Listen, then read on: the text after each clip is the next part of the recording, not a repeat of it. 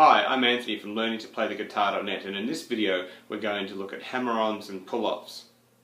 A hammer-on is where the first note is plucked and a higher note is sounded by a finger hammering on down onto the fretboard onto the same string. So this allows you to play much smoother, and you can also play much faster than picking both notes. So a hammer-on, for example, would sound like that in comparison to picking both notes. So an example of a hammer-on is where I will pluck the 5th fret on the 4th string or the D string, and then I will hammer on 2 frets away on that same string, and so now on the 7th fret with my 3rd finger. So I'll pluck this note, and then I'll hammer on with my 3rd finger 2 frets away on the same string.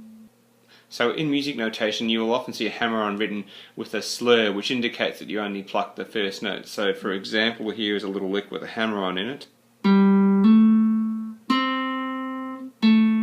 And again, just one more time.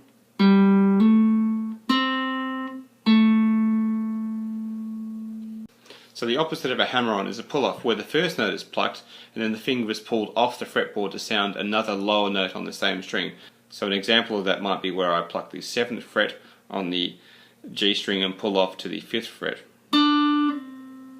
Like so. And again. So the trick to getting that to work is to actually pluck the edge of the fretting of the string with your fretting finger as you pull off. So in slow motion, I'm actually giving this a little pluck with the edge of my finger here. So I'm actually plucking that string as I lift off versus just taking it directly off. If I just did that direct lift off, it doesn't have that power, but little pluck, little flick to the side if you like of that string with my 3rd finger here on the fretboard allows that note to ring out. Ultimately you can combine hammer-ons and pull-offs to play quite fast phrases. Jimi Hendrix was quite well known, and other people have used this idea as well, to play little phrases like this, which is just a hammer-on and then a pull-off, and he just does little things like backwards and forwards. So this is how people like Van Halen and Satriani and all those guys play really fast. So the only note I plucked then was the first note.